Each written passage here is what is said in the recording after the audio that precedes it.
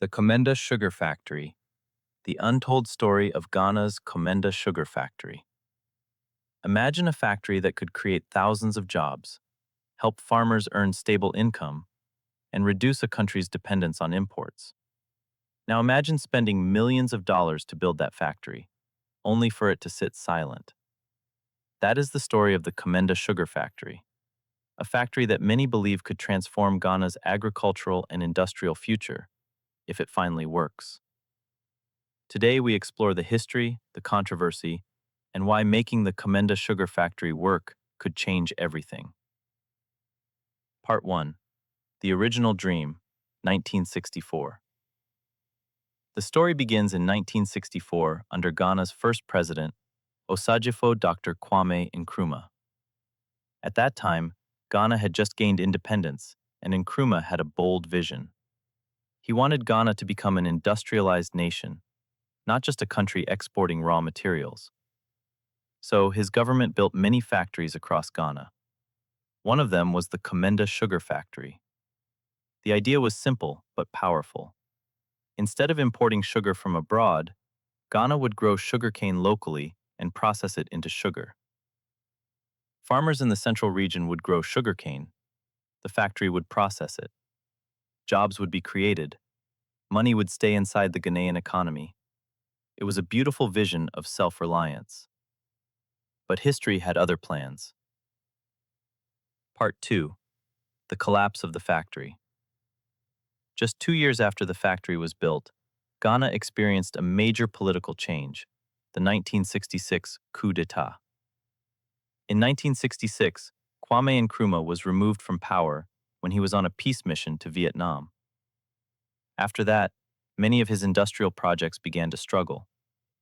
The Komenda Sugar Factory slowly faced several problems: poor management, lack of maintenance, irregular sugarcane supply.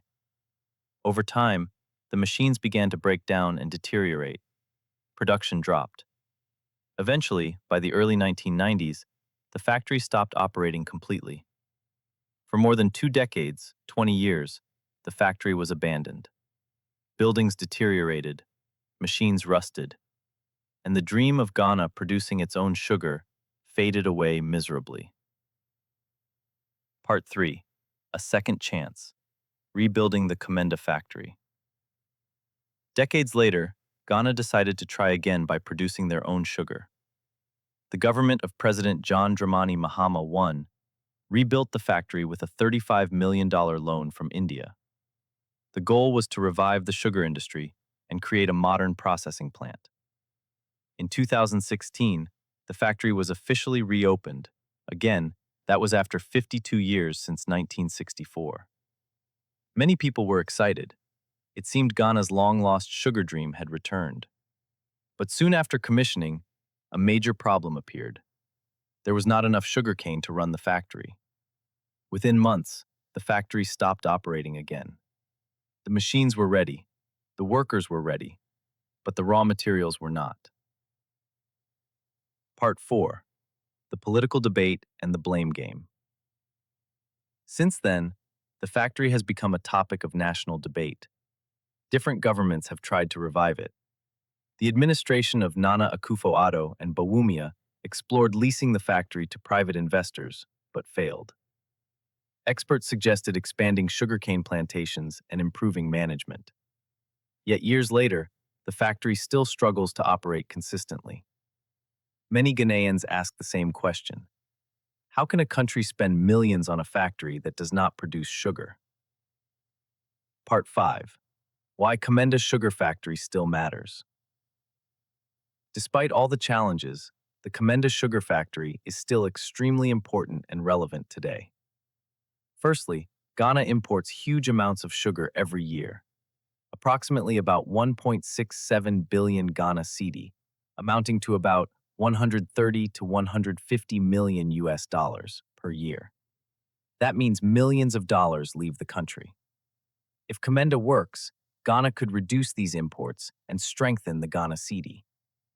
Secondly, the factory could create thousands of jobs for the teeming youths, not just inside the factory, but also for farmers, transport workers, technicians, small businesses. Thirdly, it could also transform agriculture in the central region. Sugarcane farming could become a major industry, and farmers would have a reliable market for their crops and stable income source. Fourthly, the factory could produce more than just sugar. Sugarcane can also produce ethanol for fuel, electricity from biomass, animal feed, etc. This means the factory could support multiple industries. Part 6. What must happen for the factory to work or succeed? For the Komenda Sugar Factory to succeed, three key things must happen. 1. Large-scale sugarcane farming. The factory cannot run without a steady supply of raw materials. Thousands of hectares of sugarcane must be cultivated, which can create a lot of jobs in the agro industry. 2. Strong management and investment. Running a sugar factory requires technical expertise and proper financing. Hence, private sector involvement may help by introducing PPP. 3. Long-term planning. Industrial projects cannot succeed with short-term decisions. They require consistent support over many years. Part 7. A symbol of Ghana's industrial future and JM's administration. Today, the Komenda Sugar Factory represents something bigger. Therefore, we urge President John Mahama's administration to revamp and refurbish the Komenda Sugar Factory to work under this his second coming. We believe in him that he can make it work again. The Komenda Sugar Factory, it is not just about sugar. It's about whether Ghana can build industries that create jobs and reduce dependence on imports. Many countries that are now industrial powers started with factories like this.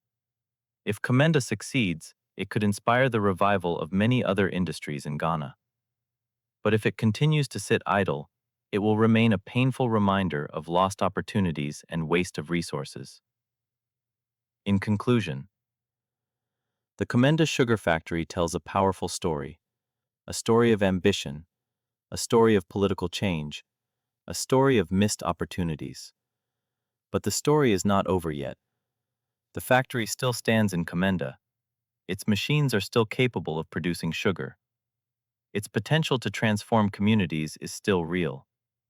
What it needs now is commitment, planning, and leadership. Because sometimes the difference between a failed project and a national success is simply the decision to make it work. And perhaps one day, the Komenda Sugar Factory will finally fulfill the dream that began in 1964. Thanks for watching. If you enjoyed this video, don't forget to like, share, and subscribe to our channel for more exciting stories from Africa and beyond. See you next time. Bye.